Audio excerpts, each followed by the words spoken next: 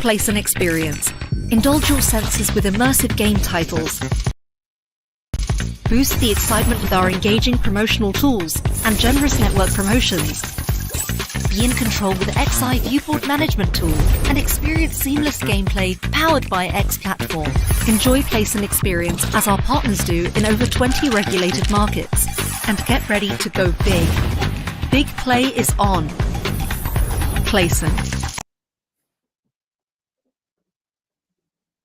Good morning, iGaming sector, and welcome back to your Next.io weekly news with me, news editor Conor Mulher, and of course, my fabulous co-host, the handsomest devil in iGaming. It is, of course, the one and only Mr. Nico Jansen. Good afternoon, Nico. How are you?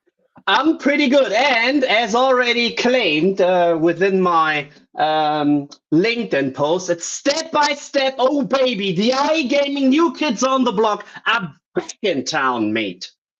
Quite right. The gruesome twosome, ready for action. We've got a pretty good episode coming up, Nico. Lots of different headlines this week. Sometimes we come on here and we have 4 M&A updates all happening in the same week.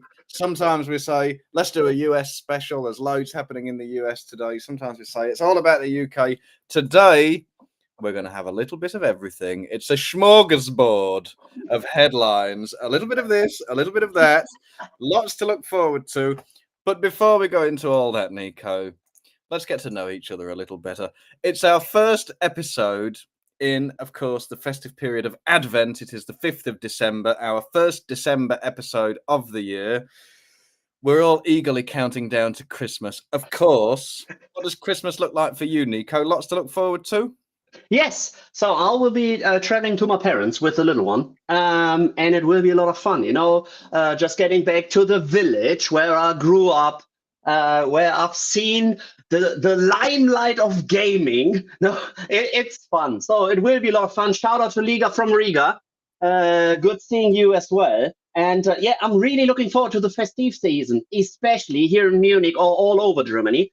We have this little Christmas markets, where people are actually, getting together, where you have the Glühwein, which is a pretty awesome tasting, like anything and everything in Germany. It's all awesome. No, just kidding. So it's a very overpriced piece of grog, piece of alcohol, but it gets the crowd going. Like we're getting the crowd going as well, week by week. And as you already mentioned, we are slaves to entertainment, entertaining you. What about yourself, Connor? How does the Christmas time look at yours? Well, I'll go to my mum's as well, Nico. But this year, for the first time, that's going to be in Cornwall, down in the southwestern peninsula of Great Britain. It's a very different place to where I usually am here in London. It's totally different, very countryside, small towns. I'm very lucky in that my sister runs a fabulous restaurant and a fabulous little pub in Falmouth in Cornwall. So there'll be plenty of, I don't know about Glühwein, but there'll be some beers, there'll be some normal wine, a couple of G&Ts, little Baileys here and there. Who knows? It is Christmas after all. Maybe a glass of champagne on the day. So lots to look forward to, Nico. I can't wait. But just as is always the case here on Weekly News, just because everybody else is winding down doesn't mean we're doing the same. While everybody else winds down, guess what we do? We're winding up, because this week we've got all our big headlines for you. And next week, stick around, put it in your diaries, because we have a super special episode coming up next week, all about our South Africa in-depth market report, which has been put together by my fabulous colleague Sonia, who's worked incredibly hard, come up with this extremely valuable report. We're going to be chatting to Sonia and a couple of market experts next week. So if anyone has any interest in the South African market, a very vibrant and exciting emerging market, I might add, Nico, then you should definitely come back for next week. But that's next week. This week, like I say, we've got a little smorgasbord of headlines coming up for you. But that's the main course. For starters, Nico, I think we should have what we always have here on Weekly News, which is the Nico Jansen trademark, everybody's favorite. Nobody does it quite like you. It is, of course, the 10 in 5. Are you ready? Yes, I am born ready, mate. So, Google Pay and Apple Pay named in US sweepstake casino lawsuit. Guess what? The suit has been lodged by Julian Bargo, a New Jersey resident, who claims that he lost $1,000 in gambling, which he asserts constitute on illegal gambling operations. The charges against Apple Pay and Google Pay allege that the companies willingly assist, promote, and profit from this illegal scheme by allowing users to download the gaming apps via the Apple App Store and Google Play Store. If you ever ask yourself, okay, is this quite common? Yes, it is, because WorldPay, as one of the payment solution providers, has been sued as well. So we will see how this one turns out. Then the French regulator blocks crypto predictions operator Polymarket. The French regulator, l'Autorité Nationale des Jeux, has cracked down on Polymarket, the cryptocurrency-based online market prediction platform that attracted attention during the US election. Polymarket attracted significant attention in the run-up to the US presidential election after a French trade made over 46 million US dollars in profit after betting over $50 million on Donald Trump returning to the White House. Another interesting story, as the WHO calls RG, so responding gambling measures, ineffective and urges gambling ad ban. The World Health Organization, WHO, identified banning advertising, sponsorship, and promotions as an essential first step in addressing the issue. The organization also called for stricter regulations, which also includes universal registration systems with mandatory loss limits and tighter controls on gambling products and their availability. Low-hanging fruits, we've seen this so often, and guess what? There's a positive correlation in tighter regulations and shift to black markets. And guess what? I'd rather keep people in a safe environment, the players, and so I'm a pro keep the market open. UK racing betting deficit of £3 billion is clear evidence of threat of affordability checks. Statistics from the UK Gambling Commission revealed that over the past 2 years, online betting turnover on horse racing has dropped by real terms value of £3 billion. The Racing Post noted the numbers prompted calls for urgent actions after action on affordability checks from both MP Nick Timothy and the Betting and Gaming Council as well. Guess where this revenue has been shifted? Of course, into the black market. Norway Wealth Fund to probe gambling shareholdings in 2025. The Norwegian Sovereign Wealth Fund ethics watchdog will next year investigate shoemakers, crypto firms, and gambling operators in which the fund has holdings for potential ethical breaches, which could lead the influential investors to sell its shares. The $1.8 trillion funds council on ethics investigates companies in which it has money invested to ensure these are respected. If they are not, the ethics watchdog recommends the fund divests from them or puts them on a public watch list. So if you have ever dealt with private equity, M&A, and investments, a lot of investment companies do not invest into gaming operators, payment solution providers, beverage companies, or whatever. It would be quite interesting if one of the biggest funds in the world is violating their own code of conduct. But we will see how this one turns out as well. So big money behind Texas sports betting legalization efforts. The Dallas Morning News reported last week that Las Vegas Sands owner Miriam Adelson donated nearly $14 million to 14 million US dollars to legislators during the first 10 months of 2024. Still, big names including Mark Cuban and Dallas Cowboys owner Jerry Jones support legalization sports betting and casinos as well. The Texas legislature meets in odd years, with the 2025 session beginning in January 14.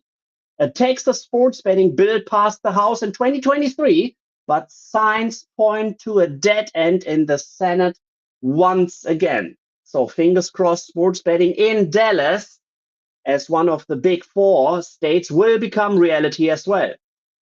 A state where sports betting is already legalized is New York. And guess what?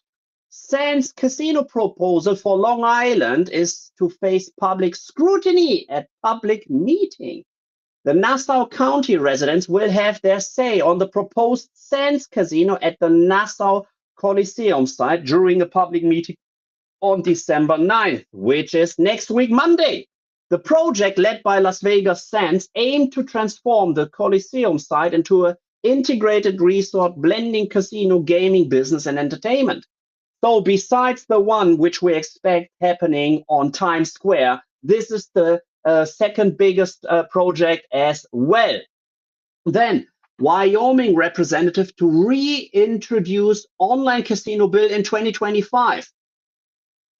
Just as a small reminder, we are speaking about 39 legalized sports betting states in the US and 7 iGaming. It might become 8, as State Representative Robert Davis has shared that he will introduce a bill to legalize online casino in the state of Wyoming. The results were positive and have led Davis to believe the bill will pass in 2025.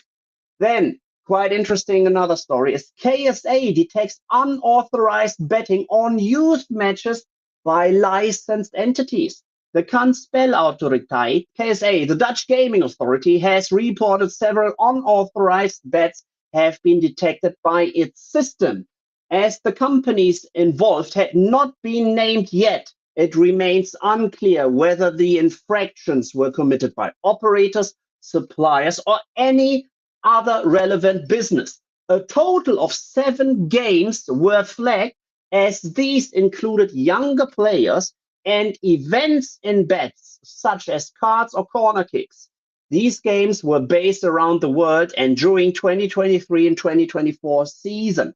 So if you ever dealt with backends of sports betting operators, because usually sports betting operators operate globally, and sometimes based on the matches they are getting from their suppliers, there might be issues with offering markets. Shouldn't happen, but sometimes it just happens. So we will just see as soon as we get further information by the KSA. And last but not least, Betsson is again added to Finland's payment blocking list. So Betsson's AB's BML Group subsidiary was again added to the Finland's government payment blocking list last Thursday, 28th of November.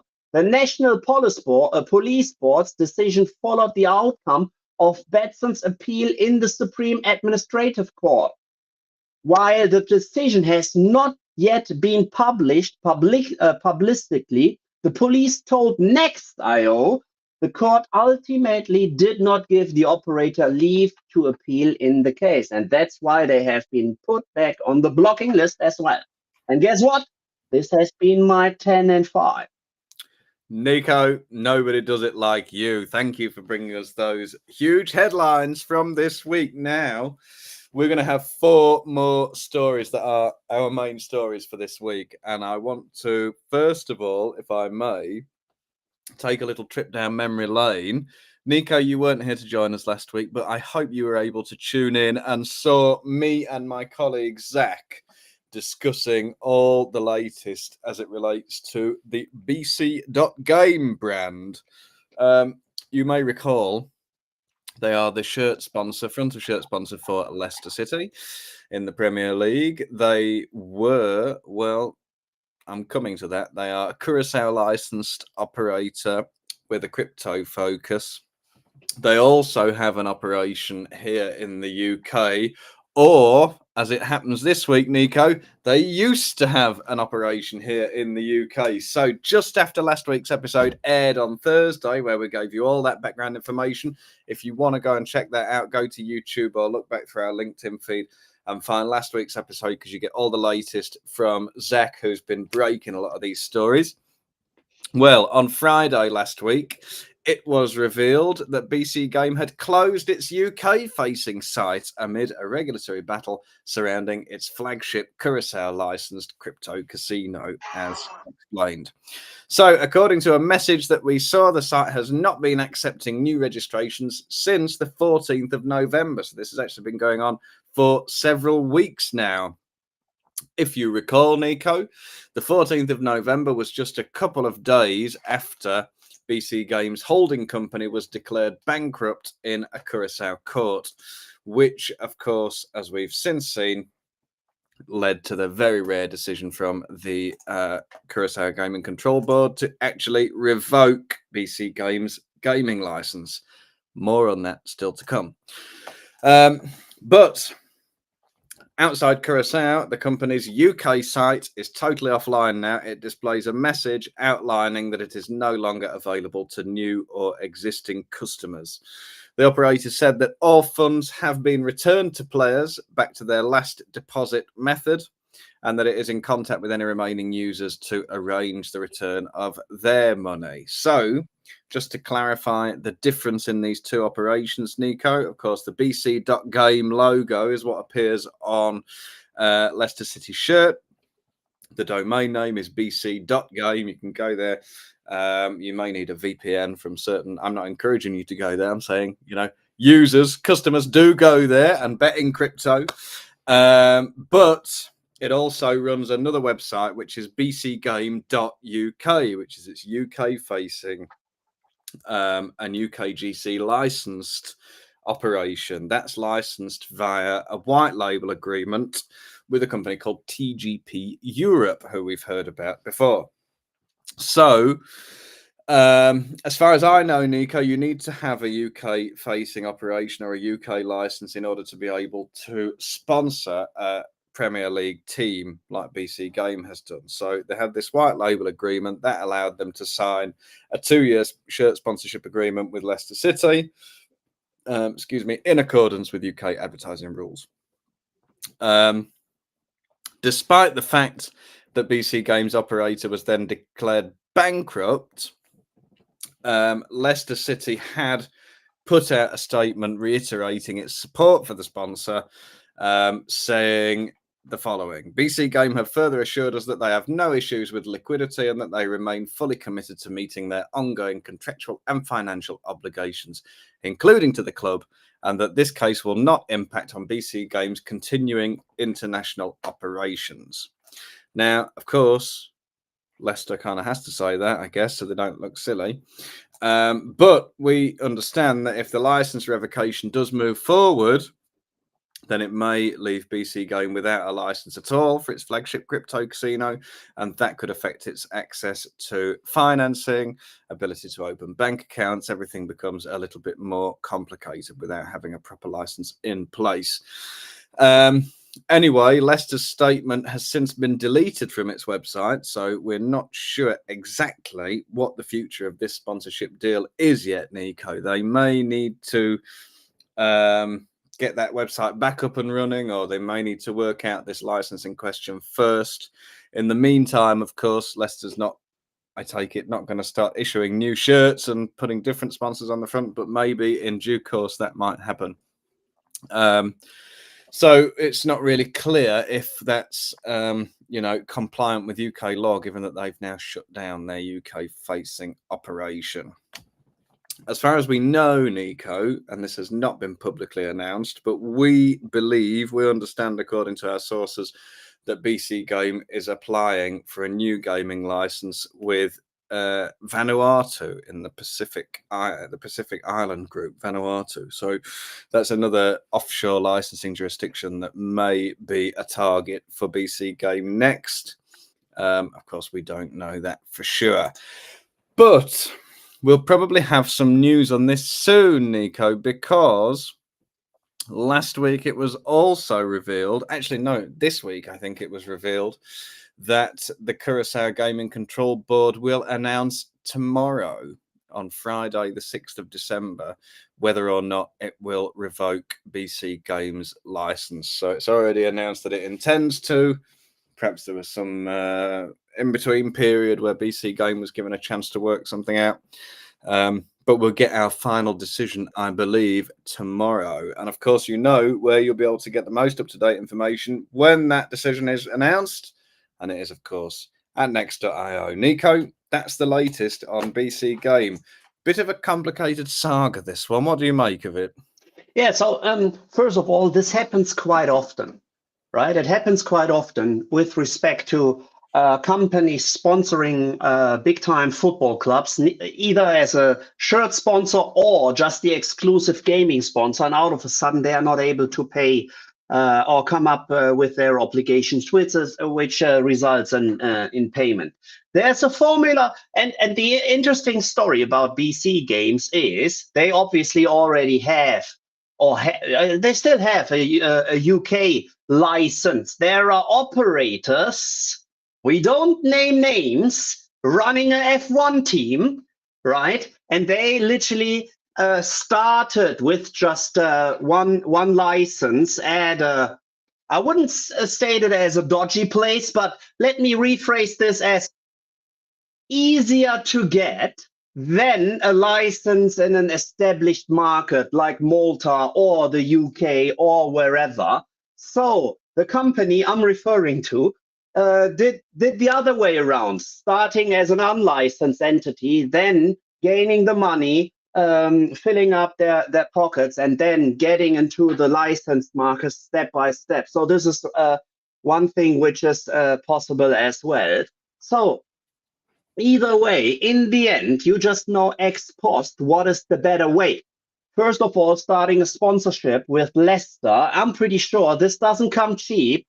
Being a shirt sponsor in the Premier League usually ranks around £5 to £7 million if we're on a yearly basis. If we are speaking about the lower named clubs, if you want to become the shirt sponsor of Arsenal London or Manchester City, you easily pay up to 30, 35, 40 million pounds per year, as said, easily. And of course, either you just invest this money as branding or for the branding purpose, like Emirates does with Arsenal London. But if you want to get out something, get some value without branding, it gets quite expensive, and this is quite expensive. There are a lot of companies actually who filed for bankruptcy. MyBet.de in Germany filed for bankruptcy out of a sudden. One of the clubs in Germany urgently looked for another sponsor as well. So as said, it's quite common that companies actually can't hold up with paying the debts. Yeah, that's a good point, Nico. And I don't think we've heard the end of this one just yet. You know, the BC.Game in their statement said that the bankruptcy was administrative in nature. Of course, you know, we don't really know the ins and outs of this. We don't have access to their accounts or anything. So we don't know how much money they've got or whether they put it into a different entity or what's going on, really. What we do know is that the UK site has closed. We get a final decision on the license revocation from the Curaçao Gaming Control Board tomorrow. So keep your eye out for that one and you'll find out the conclusion to this saga. But as you know, Nico, sometimes these stories never have a tidy conclusion. It could just go on and on for years. But we'll be keeping an eye on this one. Coming up next, I think we've got a story that you've been looking into, Nico. It's also from the back end of last week. After last week's episode, we had this, but it's a big story, some big numbers involved, and we don't hear this all that often in our industry in the last few years. It's an IPO story. So why don't you tell us the latest on this? Yeah, so first of all, it's quite interesting because we are speaking about the creme de la creme, the Champions League of banking private equity, as Blackstone plans 2025 IPO for Spanish gambling giant Cirsa. Private equity firm Blackstone is reportedly preparing to take Cirsa, a leading Spanish gambling operator, public in the first half of 2025. And as said, it's an initial public offering, so a real deal IPO, and not something where you just use a vehicle like a SPAC, which is already traded, and then you just put a different company into that already existing SPAC. According to sources cited by a Spanish financial publication Expansion, the move could generate between 700 million euros and 1 billion euros by offering, and now it gets interesting, 20 to 25% of the company's shares on Madrid's stock exchange. So if 20 to 25% will be free traded, this just implies 75 to 80% are already taken and not initiated for the public. Blackstone has reportedly enlisted Barclays, Deutsche Bank, and Morgan Stanley as global coordinators for the IPO, according to the media outlet. Neither Blackstone nor the financial institutions, which I just mentioned, involved, however, have openly discussed the plans, leaving the market analysts to speculate on the timing and potential impact of the move. Blackstone acquired Cirsa in 2018 for an undisclosed amount. So we are also getting into the details of the recent performance of Cirsa.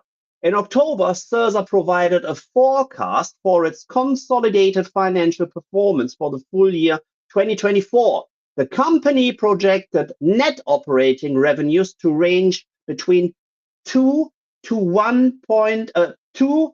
2.1 billion euros, reflecting a growth of approximately 6 to 8% compared to 2023. This increase will be driven by anticipated mid-single-digit growth in its land-based operations and high double-digit growth in its online gaming and betting segment compared to the previous year. Cirsa also estimated its EBITDA for 2024 to fall between 680 million and 710 million euros. This marks an increase of approximately 8 to 13% from 2023. Cirsa mentioned the possibility of an IPO with its forecast. It explained that if it proceeds, the company anticipates that its investment capacity for non-transformational M&A activities over the next 3 years would range between 400 and 500 million euros as well. So as said, coming over from a company which probably filed for bankruptcy, now we're seeing the very top other end with an anticipated IPO as well. And that's what's so awesome about our industry. Just follow the next IO and you can hear it all. So, Connor, what do you make out of this story? Yeah, it's interesting to hear another IPO story. We've had a couple recently, Nico. You remember High Roller? Once upon a time earlier this year, Games Global was looking at doing an IPO as well. That eventually fell through for various reasons. But I think this is an interesting one. Blackstone, obviously, pretty much the biggest company in the world. Certainly up there, one of the biggest funds out there. And it will be interesting to see, I think, what Cirsa does next. I think they're like, the interesting thing about this company, it's not really much of a household name in a lot of the bigger markets. So, it's not in the likes of the UK or Germany or the US or Canada, but they've got a pretty good mix of markets, actually. They operate casinos, gaming halls, slot machines. I'm just looking this up now. Slot machines, sports betting, and online casino in a total of 10 countries. They are Spain, Italy, Morocco, Mexico, Dominican Republic, Costa Rica, Puerto Rico, Panama, Colombia, and Peru. So A lot of those are emerging markets in terms of online gambling, particularly Colombia and Peru. There's a lot of growth potential there, but I do wonder as well if the kind of if the bulk of their revenue comes from land-based gaming, then quite possibly there's going to be questions of acquiring new properties, existing casinos and gaming halls in places where, you know, there's already a substantial market, but where maybe there's no room for a new entrant. Maybe they want to take over a couple of properties. But certainly, I think if you look at the growth rate, 6 to 8% in net operating revenue, 8 to 13% increase in EBITDA compared to 2023. My feeling, Nico, is that a company like Blackstone would be hoping for faster growth than that from some of its companies that it owns. What do you think?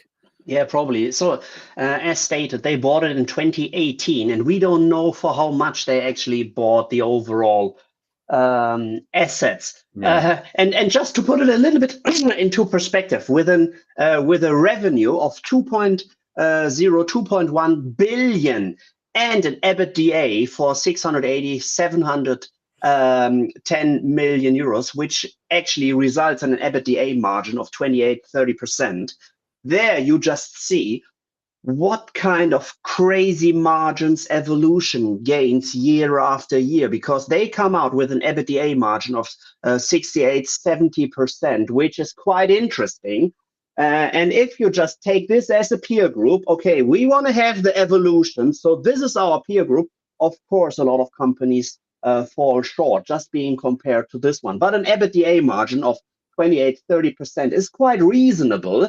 And as said, maybe they bought Cirsa for way less than the anticipated 400-500 million back in 2018. But one thing is for sure, and let me give this as a quite interesting link to the 10 and 5, the Norway Wealth Fund. They won't invest into the IPO of Cirsa. That's for sure, Nico. Yes, exactly. Yeah, we'll see what happens, because one thing is for sure, as mentioned, we're talking about freeing up a bit of cash here for Cirsa. So somewhere in the region of €500 million in cash. That's enough to make some pretty big waves, although it describes its capacity for non-transformational M&A activities. Wouldn't it be nice for someone to offer you €500 million and you say, well, okay, we can use this, but it won't be transformational. Well, a couple of bits here and there. We'll oil a few hinges and grease a few pockets and see what we can do with it. But it's not going to change the business fundamentally. But there you go. If you're doing €2 billion in revenue every year, then probably not. Anyway, I think that's enough for Cirsa. We will, of course, keep you updated on that IPO as things progress. But next, we're going to move right on to another story, except we're not going to move right on.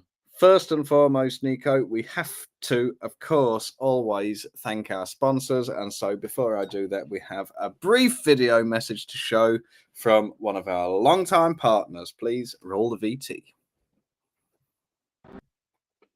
Of games, hundreds of studios, dozens of hub market partners, tens of thousands of games, hundreds of studios, dozens of hub market partners, an industry-leading hub wallet, and just one API.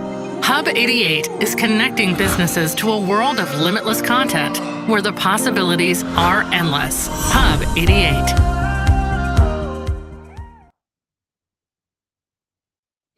There you have it, Nico, and a massive shout out to our friends at Hub 88. Thank you for keeping us coming back every single week. It's the highlight of our week, isn't it, Nico?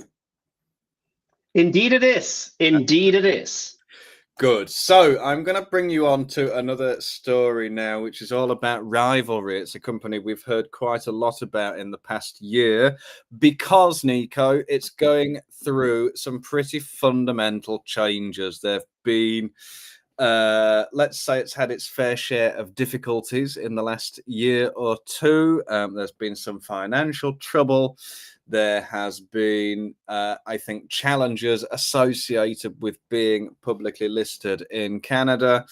There's also been some headcount reductions and all the rest of it. Now, usually on Weekly News, we don't like to bore you with the numbers, but I must say we got the latest information from Rivalry alongside their Q3 2024 financial update. So I'm going to fill in a bit of background for you here, Nico, before we go on to the changes that are taking place within the business. But betting handle for the quarter was 80 million Canadian dollars. Now that's betting handle. We're not talking about GGR or anything. That's just the amount of bets handled. That's down 24% year on year. So adjusted revenue stood at 6 million Canadian dollars, but that includes 3 million in deferred revenue from the pre-release of the Rivalry token, which is a native cryptocurrency that Rivalry has launched. Am I losing you yet? Don't worry, I'll come and explain it all in just a moment. So basically, net revenue was 3 million Canadian dollars for the quarter, down 25% year on year. Of course, Nico, we're used to talking about some pretty big numbers here on the podcast. That's not exactly the most bright, shining performance we've seen, but this is why we're talking about Rivalry today, because they're doing quite a lot to try and turn this around. So just having a look at the reasons behind that, there was a decline in net revenue attributed to reduced marketing expenditure and an increasing mix of casino betting, which Rivalry said is more stable but yields lower margins compared to sportsbook. Well, I think that sounds fair enough. Despite the challenges, Rivalry said it achieved record-breaking average net revenue per user, which was up 51% compared to the trailing 2024 average and up 70% compared to the trailing 3-year average. So what does that mean? Well, it all ties into these changes in strategy that are coming through at Rivalry. We're talking about a smaller number of higher value customers, basically. So one of the big changes we saw in the quarter was to do with operating expenses. And this gets pretty interesting in just a second, if you can bear with me. So Rivalry has halved its operating expenses following an organizational overhaul during Q3 2024. You may recall, Nico, we discussed this here on Weekly News. That did include a second round of layoffs following an initial workforce reduction in July. So second round of layoffs this year. And as a result of those 2 rounds, Rivalry reduced its headcount by 50%. So it's no joke. That's a lot of jobs. Obviously, it's not the biggest company in the world, but for any company to reduce by 50% is a pretty drastic change. And it said it has adjusted its performance culture. So perhaps it's kept on to those people that it has kept on to. It is demanding a lot more of them. But interestingly, Nico, and here's a little bit of put your money where your mouth is from Rivalry management. Well, to align with cost-saving measures, CTO Ryan White and COO Kevin Weimer voluntarily eliminated their salaries as of August and September, respectively. CEO Stephen Soles followed suit with a 100% salary reduction in October, adjusted to a 50% reduction in November. So Stephen Soles said, as part of our broader cost-saving measures and motivation to reach profitability, Rivalry's founders and executive leaders have all agreed to take a voluntary reduction in compensation. It's important that the leadership team shares in the sacrifices we've asked of our team and shareholders in the near term as we complete this top-to-bottom realignment and strategy shift, which we can now build off. Rivalry said it expects the leaner cost structure to support its path to profitability. Now, I'm going to come back to that executive pay question in a minute, Nico, but just to give you a bit more context on what's really going on at Rivalry, we've seen quite a lot of changes there. It started off in its very first iteration. It started off as a kind of esports focused company. It's got this kind of Gen Z or millennial kind of character and voice to it. It's all about the younger generation. And now it's kind of pivoted away from esports. It went into the online casino sector. It actually launched its own online casino platform as well. And now in its latest move, it's becoming a bit of a crypto-focused operation. So as mentioned earlier, it's also trying to cater to high value players. Now, we've got some interesting facts on this, actually. So since it's introduced a crypto first cashier, allowing for deposits and wagers in digital currencies, a redesigned casino experience, an expanded sportsbook with 40 additional sports and live streaming capabilities, and a new VIP rewards program targeting high value players. Here we go. They found that crypto wallet connected users generated 200% more revenue than non-crypto users, and nearly 1/3 of the company's high value players engaged in Rivalry token related activities. So it's got its native on-site cryptocurrency, and Rivalry token linked customers had a retention rate 30% higher than average users. Rivalry anticipates further token sales in Q4 2024 with a full launch planned for early 2025. So we're still not really fully up and running here, Nico, but obviously some customers are buying in now, presumably in the hope that those tokens are going to increase in value.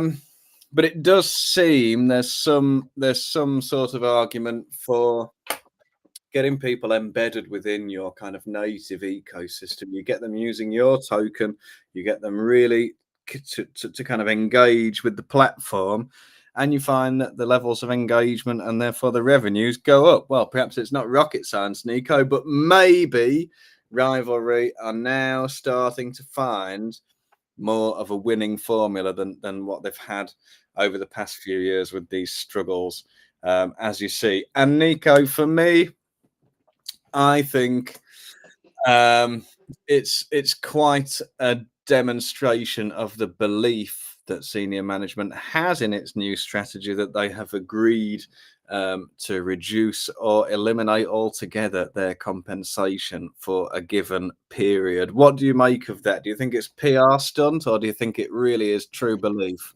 So first of all, as soon as you if your statements are just based on percentage values, right? It's like what he's missing out, or he's not claiming 100% of the salary. Guess what? If his salary, like the salary of Steve Jobs, is $1 per year, getting rid of 100% for just 1 month, which comes up out like 8 or 9 cents, I'm pretty sure they're getting along with, like, we don't need this 8 or 9 cents. So based on this one, as said, just based on the percentage statement, we don't know how much it actually is. I'm pretty sure that both senior managers, the C-levels, are not working to make a living, because they already cashed out in their earlier performances. And if I'm not mistaken, it's not the first venture of Mr. Salz. So he was one of the speakers, if not mistaken, at Next.io New York this year. It was quite interesting to just listen to what he was stating. So as said, they are not working to make a living. That's the one thing. The other thing is, of course, values of crypto players and crypto-only players are significantly higher than the ones of fiat players as well. And always be aware, if you are running operations where you just offer cryptocurrencies as an additional payment solution or payment offerings, or if you are a crypto-only or if you're running crypto-only operations as well. So, of course, sometimes there are rumors going around. If you own crypto and just crypto, you want to transfer this money into fiat, so like the US dollars, the euros, the yen, whatever. And that's why the overall player value of these crypto-only operations are significantly higher than anywhere than anywhere else as well. So there are a lot of different and interesting line of arguments. As said so often, one thing is for sure, we will update you on the latest and greatest of this story as well. And fingers crossed that they now just did a turnaround and that they will sail into, way more pleasant waters from now on.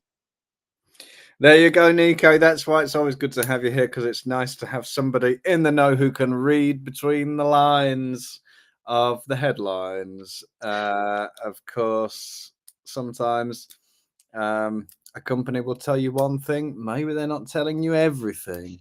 But certainly we will be keeping our eyes on this one and we'll keep you updated. What will be interesting, I think, to see, Nico, from here on out, let's say Q4 results, maybe the impact isn't fully registered yet.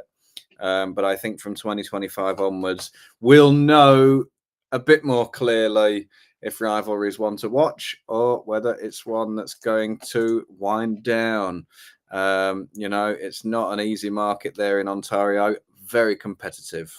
Yeah, and one additional statement from my end as well. So if we are talking about US markets and Ontario as a licensed market as well, it's covered by or tackled by also the big US operators as well. Of course, correct me if I'm wrong, they stated 3 million in the, revenue, right? 3 million in net revenue, yeah. Yeah. So these 3 million might sound little. The thing is, the market they're operating is literally owned by the FanDuels and DraftKings of this world. So these two, just these two, gain 80% of the overall market share. So even with 3 million left, you could be possibly one of the leader of the rest. As said, the overall market, the big portion of the market, is already taken by FanDuel and DraftKings. And if you're getting along with the 20% of the overall market, which is there for the taking for all the others, of course, you can still run an significant operations or an EBITDA winning margin operations as well. As said, you always have to put it a little bit into perspective. And all the US markets are literally owned by FanDuel and DraftKings. Yeah. Well, all you need to do, Nico, I think, is take a look at the Rivalry share price over the last few years since it listed in 2021. There was quite a lot of confidence in the company at that time. Shares entered the market at nearly $3 Canadian. Do you want to take a guess what they're trading at today? 65 cents? 12 cents. So, a lot of optimism has evaporated among Rivalry shareholders in the past few years. That's why we see these kind of strategic pivots, cost-saving measures, and all the rest of it. So, like you say, we'll keep our eyes on this one as it develops, but that's the latest from Rivalry. Now, Nico, I believe you have one more short, quick, snappy update for us all about the world of football and sports sponsorship once again, this time from Paris Saint-Germain. What have you got for us? Yeah, so it's the second interesting story after BC Games, as PSG files Curaçao bankruptcy claim against ex-sponsor Cbet. Leading football club Paris Saint-Germain FC has filed a bankruptcy claim against its ex-sponsor Cbet in a Curaçao court. PSG filed the claim against the crypto casino's parent company, AK Global NV, with the case reportedly set to be heard on 22nd of January in the Curaçao Joint Court of Justice. The football club signed a Latin American regional sponsorship deal with Cbet in December 2022 in a one-season contract deal. Despite the deal having expired and PSG no longer listing the operator among its sponsors, Cbet continues to claim it is a partner on social media and on its gambling side. Among other issues, Cbet has reportedly failed to pay 5 million enforcement penalty from the Spanish DGOJ gaming regulator. The existence of the bankruptcy proceedings was first reported in a local media, and the matter was confirmed through our Next.io sources as well. Cbet was previously authorized to offer gambling services through a sub-license with a master license holder gaming service provider. However, due to the ongoing reforms of the island's gambling sector, gaming services provider license expired in August 2024, leaving AK Global Envy without any valid permit at all. Cbet no longer displays any gambling license at all on its website. And as said, the case is similar to the BC.Game story, which we already discussed earlier. So it's not a one-time thing. It obviously happens not quite often, but on a regular basis as well.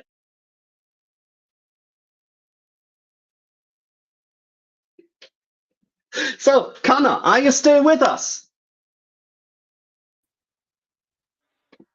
Can you hear me? Sorry, I know I must have frozen there. My Wi-Fi just had a little hiccup, but we're back online. As long as you can see and hear me, then I'm happy. Nice overview on that story, Nico.